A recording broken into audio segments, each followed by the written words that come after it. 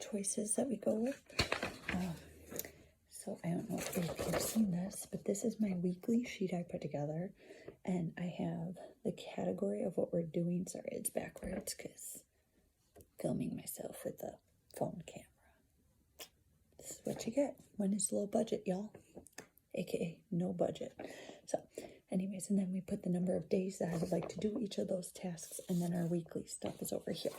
And so I'm going to go through each piece of it and say where we got it from, what we're doing with all that. So, okay, for our Bible time, we are doing the Child's Story Bible by Catherine Voss, and this has been very good. So as you can see, it is very wordy. So we just do one section. We don't even do a full chapter. We just do one section each day. And so we do our section, and then we do prayer, and then we dive into everything else. So let me dive into everything else. Hymns. We use our church hymnal, and I just went through at the beginning of the year, and I said January, February, March, April, and I literally laid it out, and then I picked hymns based on their categories. So like this one says Advent, so or this is Palm Sunday, Family of Believers, and so there's like different sections to our hymnal, and we just chose some throughout the hymnal that we sing a lot in our church. And so we had started this last year, and now we're continuing it, and we will cycle through until we've gotten like a good repertoire of our hymns. And then what we also do is I keep a running list of the ones we've sang previously, and then we put those in review. And so I go ahead and I put 3 of them. You can see I crossed off. There's numbers under there, and so that tells me my review hymns for that week. And then next week when I do it, I'll write the next 3 that are on my ongoing list, and that's how I make sure that we're continuously reviewing the hymns that we've learned. And then we spend 1 month on one hymn, and then we move to the next one, on and on. So that's how we do hymns. Our scripture and catechism. Our catechism I use, this little guy, the New City Catechism for Kids. And we just have been taking one question, though currently we are working through, on here it says, what does God require in the first, second, and third commandments? But we broke that down into what does God require in the first commandment? What does God require in the second commandment? What does God require in the third commandment? We're currently finishing up the 4th commandment and moving on from there. So we didn't take this question per question because my kids are 4, 2.5, and a baby. So we're slowly working our way through. When we do our, and then I also have our scripture memory in here. We do the scriptures are just ones I picked out, and then that I have thought would be good. And so I just put them on a little, I have a Word document with 6 of them in there, and they have this little box. And so then I print it, I laminate it, and then I cut it, and it goes in our card box. And I'm actually going to do a video on the card box, I think, and show you our system for how we rotate through that at this point. But that's for another day. Okay, so let me see here. For our core curriculum, we do Gentle and Classical Primer. And I have to be honest, because we do Charlotte Mason, I have kind of modified the program. We don't use any of the memory statements for Gentle Classical Primer. But when you open it up, there is a teacher's guide that is free online, and that's what I printed off. And so on here, it has a virtue, manners and hygiene, a hymn, we change that out for our own hymns. A math concept, a catechism, Bible story, and scripture, those we change out for our own. A wonder tale, a nursery rhyme, and then some poetry over here. And then she also has art and music, but we traded that out too. Because I did not buy the whole curriculum, if you buy Gentle Classical Primer, like the whole pack, and you get it all printed by them, like if you buy the physical bundle, you're gonna get art prints, and you're gonna get like art elements and composer stuff, and like it's a very cool thing.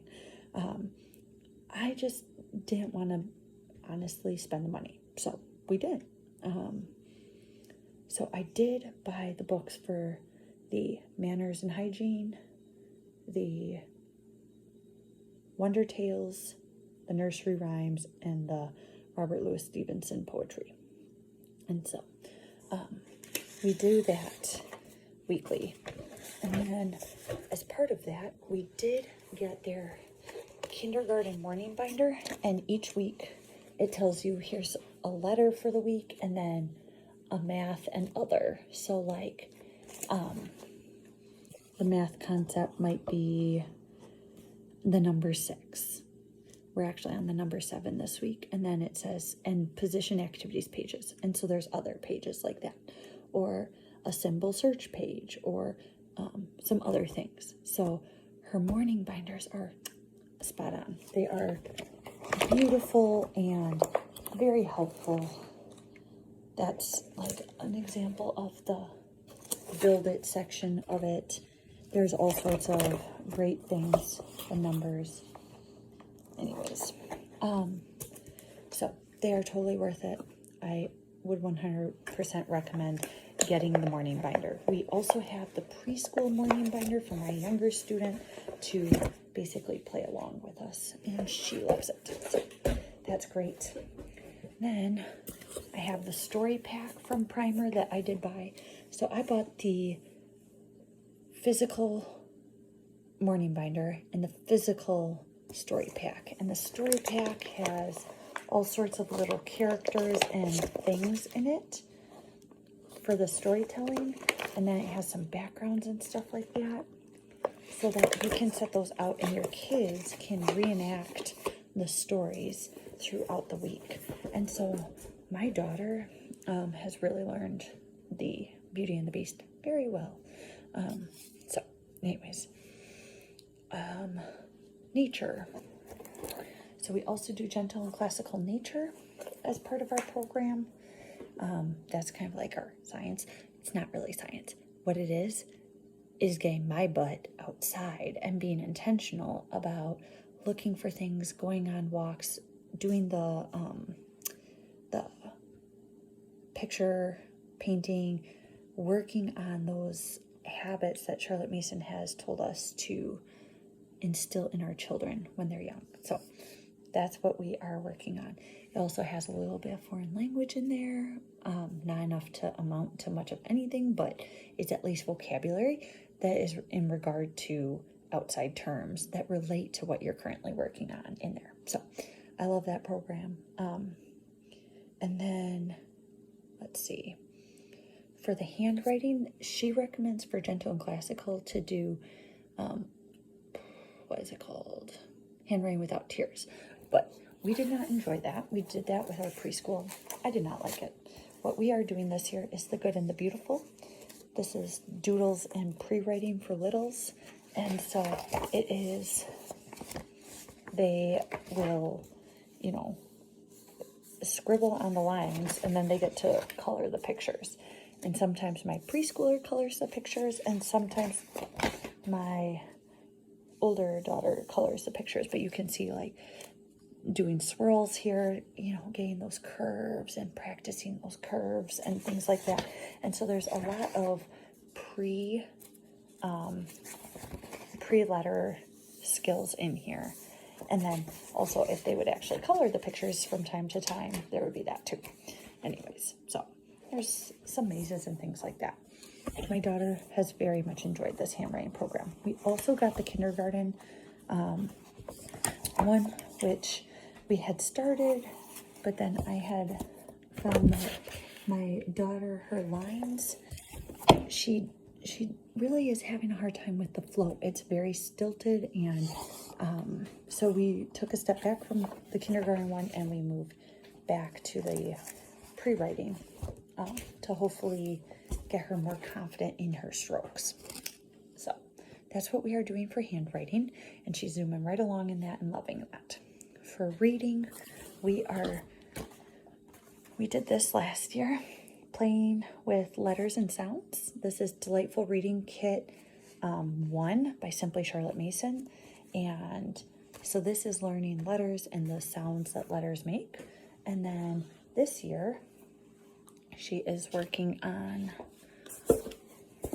Reading Kit 2, which is Words I Can Build. So it's kind of following the Charlotte Mason way to learn reading. Okay.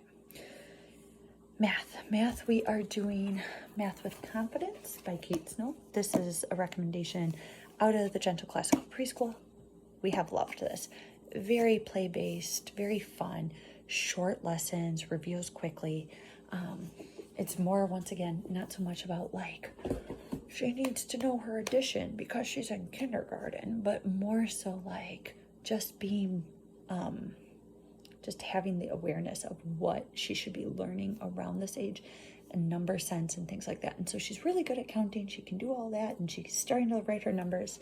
In the Math with Confidence comes with a student book and the instructor guide. You will need the instructor guide. Most of the things are in the instructor guide. I've seen people try and buy just the student book. That's not going to work because you have no idea what, like here, you can see there's always like number practice, and then this is like matching numbers and stuff like that.